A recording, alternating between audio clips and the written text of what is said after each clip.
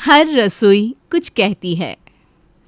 बड़ी बहू, आज तो इतवार है, क्या बनाएगी खाने में? सुबह शाम खाना खाना खाना। अरे माँ जी, खाने के अलावा कभी कुछ और भी पूछ लिया कीजिए।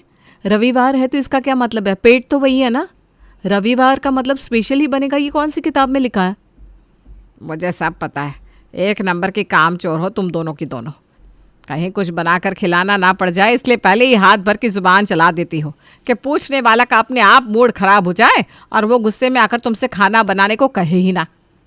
देखिए माँ जी, ऐसी कोई बात नहीं है। और सीधी सी बात तो ये है ना कि घर में खाना बनाने के अलावा और भी बहुत से काम होते हैं। आप लोगों को ऐसा क्यों लगता है कि रविवार के दिन हम पूरा दिन सिर्फ रसोई में खड़े होकर खाना ही बनाते रहे? ऐसा कौन सा व्यंजन बनाकर खिलाते हो तुम दोनों जिसके लिए तुम्हें पूरा दिन रसोई में खड़ा होना पड़े? अगर अभी मैंने गिनवा दिया ना तुम्हारे बनाए खाने का नाम तो तुम खुद ही शर्मसार होकर भाग जाओगी यहाँ से। हफ्ते में 4 दिन तो तुम सिर्फ वो पानी वाली दाल बनाती हो। नाश्ते के नाम पर रोज हमारे घर दलिया बनता है और डिनर में घिया तोरी। तो आप क्या चाहती है माँ जी? रोज़ शाही पनीर बनेगा घर में? अरे आम लोगों के घर में ऐसा ही खाना बनता है। आप लोगों को तो ऐसा लगता है घर में बहुएं नहीं आई, हलवाई आ गए, जिससे आप रोज़ 5 तरह का पकवान बनवाएंगे और शाही लोगों की तरह आराम से बैठकर खाएंगे। जो रसोई में बनाता है ना, उससे पता होता है कि खाना कैसे बनता है। ये डायलॉग बाजी ना बहू तो किसी और के सामने जाकर करना। तुम दुनिया की पहली बहू नहीं हो। हम भी इस घर में बहू बनकर ही आए थे और 30 साल इस रसोई को चलाया है मैंने। मजाल है जो कभी भी ऐसा बेमेल और बेस्वाद खाना बनाया हो। अरे बहू वही होती है जो सबकी पसंद का ख्याल रखे। माँ जी, आपका हमारे ज़माने वाला प्रवचन सुन सुनकर पक गए हम लोग। अरे आप भी तो सोचिए ना कि अभी आपका ज़माना नहीं रहा। अपनी ज़िंदगी सिर्फ रसोई में खाना बना बना कर राख नहीं कर सकते हम। हमने औरत बनकर दुनिया में जन्म लिया है, इसका मतलब ये नहीं कि हम बस सारा जीवन चूल्हा चौका करते रहे। ज़िंदगी जीने के लिए मिली है, चूल्हा चौका करने के लिए नहीं। हाँ बेटा, बिल्कुल ठीक कहा तुमने। चूल्हा चौका तो बेकार का काम है। तुम्हारे पास तो और भी बहुत से ज़रूरी काम होते हैं, जैसे मोबाइल चलाना, गाने लगाकर मटक मटक के रील बनाना। उनके बिना तो दुनिया चल ही नहीं सकती। क्या सही कहा ना? अरे मम्मी रहने दो ना, आप भी किसके साथ बहस कर रही हो? हमारे घर में ना ऊपर वाले का वरदान है कि यहाँ पर कभी भी किसी को ढंग का खाना खाने को मिल ही नहीं सकता। भाई हमने तो अपने हालातों से समझौता कर लिया है। उम्मीद ही छोड़ दी है कि हमारे घर में कभी कुछ ढंग का खाने को मिलेगा। कितना मन था आज मेरा छोले भटूरे खाने का, लेकिन सोचना ही बेकार है।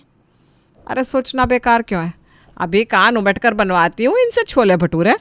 पता नहीं आखिरी बार कब ढंग का खाना बना था इस घर में। छोटी बहू, छोले भिगोले, शाम को छोले भटूरे बनेंगे। क्यों माँ जी? जब भी कुछ स्पेशल बनाना होता है तो आपको मैं ही क्यों नज़र आती हूँ? कभी बड़ी भाभी से भी कुछ स्पेशल बनवा कर देखिए। मैं छोटी हूँ तो क्या सबका जोर मेरे ऊपर ही चलता है? बोल तो ऐसे रही है जैसे तू बहुत कुछ बनाकर खिलाती है सबको। पिछले 1 सप्ताह से रोज़ सिर्फ दाल चावल बना रही है तू। माँ जी ने तुझे कहा है, इसका मतलब तू ही बनाएगी। बस माँ, तुमने घर में महासंग्राम शुरू करवा दिया।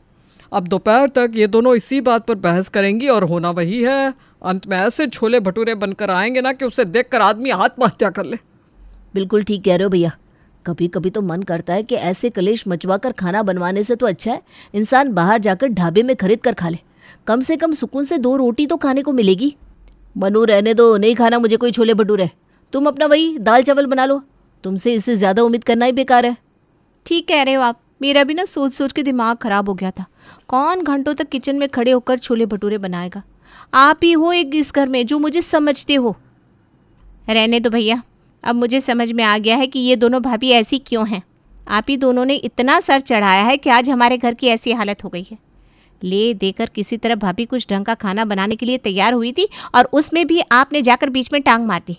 आप ही खा लो ये दाल चावल, मैं अपने कमरे में जा रही हूँ, मुझे बुलाने के लिए मत आना। देख रही हो माँ, ये किस तरह से बात करके गई हमसे। अरे बड़े भाइयों से बात करने का ये कौन सा तरीका होता है? खबरदार, जो आज के बाद तूने इस तरह से हमसे बात की, मुझसे बुरा कोई नहीं होगा। भूल मत, सबसे छोटी है तू घर में। अरे चुप करो तुम सबके सब।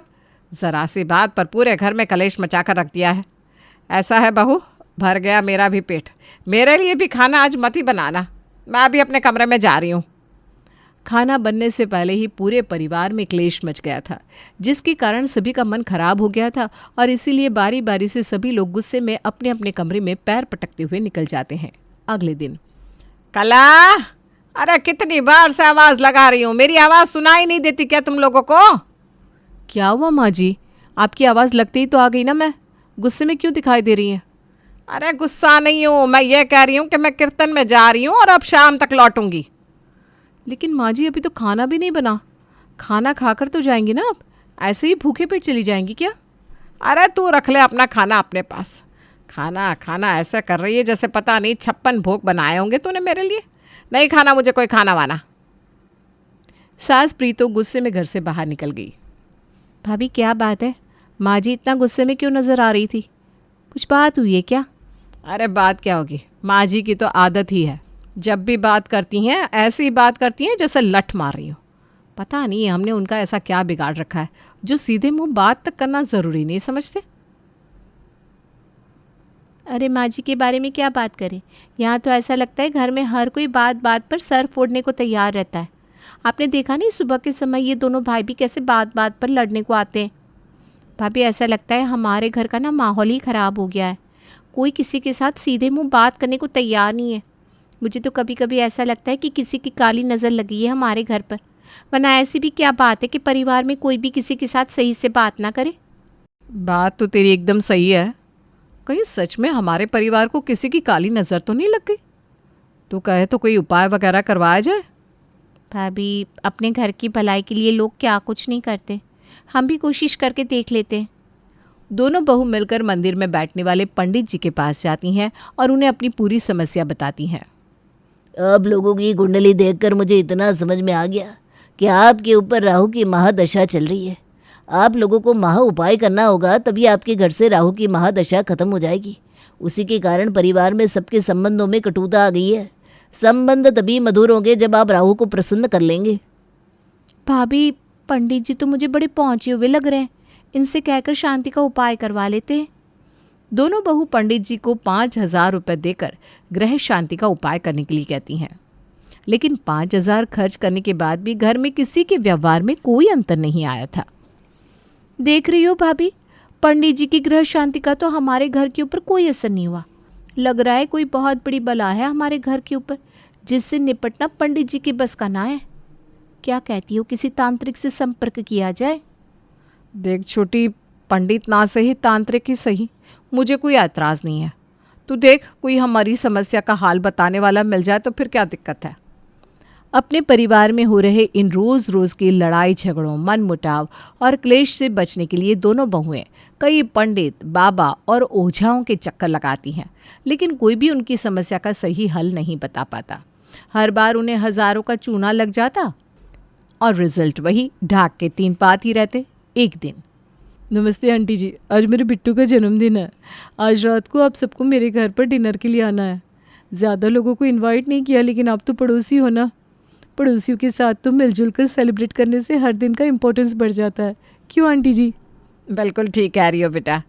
ठीक है, हम लोग शाम को डिनर पर ज़रूर आएंगे, जब तू इतने प्यार से बुलाने जो आई है।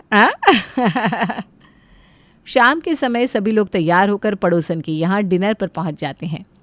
पड़ोसन के घर पहुँचने के बाद उसके घर की चमक दमक और रौनक देखकर सभी की आंखें खुली रह गई। देख रही हो भाभी आप, पूरा घर कितना अच्छे से मेंटेन किया हुआ है इस मंजरी ने। महंगी महंगी शोपीस, एंटीक चीज़ें, सब देखते ही बन रहा है इसका घर तो। अरे तो बस घर देख रही है, मंजरी को भी तो देख। उसकी साड़ी देखी, कम से कम 10,000 की साड़ी पहन रखी है इसने और गहनों से लदी पड़ी है। इतनी ज्वेलरी पहन रखी है जैसे भाई साहब ने किसी ज्वेलर की दुकान में डाका मार लिया हो। कुछ देर में मंजरी सभी को डाइनिंग टेबल पर बिठाती है और खाना सर्व करने लगती है। तभी ननद आरती कहती है, वाह मंजरी भाभी, आपने तो बड़ी टेस्टी टेस्टी डिशेस बना रखी है। एक दिन में इतने सारे डिशेस हमारे घर तो भाई कभी नहीं बनती, आज तो मज़ा ही आ गया। बिल्कुल ठीक कह रही है आरती, बड़ा स्वाद है तेरे हाथ में तो बेटा। मैं तो जब से तेरे हाथ का खाना खा रही हूँ ना, उंगली चाट रही हूँ। तेरे हाथ में तो साक्षात अन्नपूर्णा का वास है। कला और मनु ने देखा कि परिवार में हर कोई उंगलियां चाट चाट कर खाना खा रहा है। बात सिर्फ स्वादिष्ट खाने की नहीं थी, खाना खाते हुए सभी के चेहरे बहुत खिले हुए नजर आ रहे थे। उस शाम मंजरी के घर का माहौल बहुत ही खुशनुमा रहा। सभी ने हंसते मुस्कुराते हुए खाना खाया, फिर चुटकुले और ठहाकों का दौर चला, जो एक बार शुरू हुआ तो घंटों तक चलता रहा। घर पहुंचकर छोटी, तूने एक चीज़ नोटिस करी? मंजरी के घर जाकर हमारे फैमिली मेंबर्स कुछ ज़्यादा ही खुश नहीं थे। ये लोग तो ऐसे बिहेव कर रहे थे जैसे आज तक इन लोगों ने खाना ही ना खाया हो। खाना वाना तो ठीक है भाभी, लेकिन आपने मूड नोटिस नहीं किया? वहाँ जाकर सबका मूड कितना अच्छा था। घर में तो हर कोई एक दूसरे से लड़ने को ही आता रहता है, और वहाँ देखो कैसे सब एक दूसरे के साथ हंस के मुस्कुरा के बातें कर रहे थे। चक्कर क्या है? और एक चीज़ नोटिस किया आपने? उस मंजरी ने भी कमाल ही कर दिया। अरे भाई, वो अकेली खाना बनाने वाली है, इतनी सारी डिशेस आखिर बनाई कैसे होगी उसने? मुझे तो इतना सारा खाना एक दिन में बनाना पड़े तो मैं तो पागल ही हो जाऊं। अरे तू वो क्या पागल हो जाएगी? मुझे इतना खाना एक दिन में बनाना पड़े तो मैं तो घर छोड़कर ही भाग जाऊं। ना बाबा ना, मुझसे इतना काम नहीं हो सकता। मैं तो थकान से ही मर जाऊंगी। लेकिन भाभी, उस मंजरी के चेहरे पर तो थकान का नामो निशान नहीं था। वो तो बड़ा ग्लो कर रही थी। आखिर सीक्रेट क्या है? लगता है हमें मंजरी से ही पूछना पड़ेगा। अगले दिन दोनों बहुएं मंजरी के पास जाती हैं। मंजरी, एक बात बताओ, कल डिनर के लिए वो सारी डिशेस तुमने घर पर बनाई थी? हाँ भाई बिल्कुल, खुद अपने हाथों से बनाई। क्यों, अच्छी नहीं लगी क्या? अरे नहीं, बहुत अच्छी थी। बात यह है कि हम थोड़े हैरान हैं कि तुमने अकेले इतना सारा खाना बनाया कैसे? थकी नहीं तुम? अरे भाई, अपनों के लिए कुछ करने में थकान थोड़ी ना होती है। उल्टा मुझे तो बहुत खुशी हुई सबके लिए अपने हाथों से खाना बनाकर। मैं तो अक्सर ही ये सब बनाती रहती हूँ। और तुम्हारे फेस पर इतना काम करने के बाद भी जो ग्लो है, और इतनी सारी ज्वेलरी है, क्या राज है भाई? आज मैं तुम दोनों को साफ साफ समझाती हूँ। देखो कला, हर रसोई कुछ ना कुछ कहती है, बस तुम्हें समझने की ज़रूरत है। मेरी रसोई कह रही है कि वो खुश है तो मेरा पूरा परिवार खुशहाल है, और तुम्हारी रसोई कह रही है कि तुमने उसे उदास कर रखा है। देखो, घर में रहने वालों के दिल का रास्ता ना रसोई से होकर ही गुजरता है। रसोई को बस खाना बनाने की जगह मत समझो, बल्कि वो एक ऐसी जगह है जहाँ से रिश्ते मजबूत होते हैं। जब घर में सबको अच्छा, स्वादिष्ट और मनपसंद खाना खाने को मिलता है तो घर में आपसी रिश्ते खुद ब खुद सुधरने लगते हैं। घर में प्यार होगा तो आधी समस्या तो खुद ही खत्म हो जाती है। अब बंदा पूरा दिन घर से बाहर काम करता है, जब वो घर में आए तो उसे पसंद का खाना भी खाने को ना मिले तो मन कैसे अच्छा रहेगा, बताओ तो। मंजरी की बात सुनकर दोनों बहुओं को अपनी गलती समझ में आ गई थी। ठीक है तो बोल कर गई ना मंजरी, हमने खाना बनाने को हमेशा फालतू और बोझ समझा, कभी प्रेम से किसी के लिए कुछ बनाया ही नहीं। जब बेस्वाद खाना खाएंगे तो मन कैसे अच्छा होगा? इसीलिए हमारे घर में हर समय सब उखड़े उखड़े रहते हैं। गलती समझ में आने के बाद दोनों बहू उसे सुधारने के लिए कसम खा लेती है और अगले ही दिन से रसोई के कामों में मन लगाने लगती है और खुशी खुशी मुस्कुराते हुए सबके लिए सबकी पसंद का खाना बनाना शुरू कर देती हैं। आरती, देख तो आज लंच में क्या बना है। छोले भटूरे? अरे भाभी, आज तो आपने कमाल कर दिया। माँ जी, आपका भी कोफ्ते खाने का मन था ना, मैंने कोफ्ते ही बनाए हैं, खाइए तो। इतना स्वादिष्ट गर्मा गर्म खाना खाकर सबके चेहरे संतुष्ट नजर आ रहे थे। अगली बार कब ऐसी पार्टी मिलने वाली है ये भी बता दो हमें। वैसे आज कुछ खास दिन है क्या? कल सुबह ही आप कहते थे ना आपके ऑफिस में आपकी बेस्वाद खाने का सब मजाक बनाते हैं। अब देखना आपको कैसे ज़ीरो से हीरो बनाती हूँ मैं मानती हूँ कि मैं बेमन से खाना बनाती थी, इसलिए मुझे कभी फ़र्क नहीं पड़ता था खाना कैसा बना, लेकिन अब ऐसा नहीं होगा और अब से हर रोज़ पार्टी होगी। अच्छा खाना खाने के लिए अब आप सबको पार्टी का इंतज़ार करने की ज़रूरत नहीं है। कुछ दिन बाद, कल मैंने तुम्हें बताया था ना मेरा बॉस एक नंबर का फूडी है। बस 3 दिन पहले तुम्हारे हाथ की बिरयानी खिला दी मैंने। वो इतना इम्प्रेस हो गया कि मेरा नाम प्रमोशन के लिए सजेस्ट कर दिया। तुम्हारे हाथ के खाने ने तो जादू कर दिया। ये लो तुम्हारे लिए सोने की अंगूठी। बहू, बरसों से मेरी सहेलियां पीछे पड़ी थी कि मैं उन्हें अपने घर खाने पर बुलाऊं, लेकिन तुम दोनों की हरकतें देखकर मैं कभी हिम्मत ही नहीं कर पाई कि अपने किसी जानने वाले को घर पर भोजन के लिए निमंत्रण दूं। लेकिन अब जब तुम दोनों इतना बढ़िया खाना बनाने लगी हो ना, तो मैंने भी अपनी सारी सहेलियों को कल खाने पर बुला लिया है। संभाल लेना बेटा, मेरी इज्जत का सवाल है। आप चिंता मत करिए माँ जी, हम दोनों आपको निराश नहीं करेंगे। आपकी सहेलियों की ऐसी खातिरदारी करेंगे ना कि वो भी याद रखेंगी। बहुओं की पिछली परफॉर्मेंस को देखते हुए सास प्रीतो के दिल में धक धक हो रही थी लेकिन दोनों बहुओं ने अपना किया वादा निभाया और प्रीतों की सहेलियों का जोरदार स्वागत किया। सहेलियों के जाने के बाद कला, मनु, आज तो तुम दोनों ने इतने सालों के सारे गिले शिकवे दूर कर दिए। मेरी सहेलियां इतनी तारीफ करके गई है कि क्या बताऊं। अब तुम दोनों ने इतना अच्छा काम किया है तो इनाम तो बनता ही है।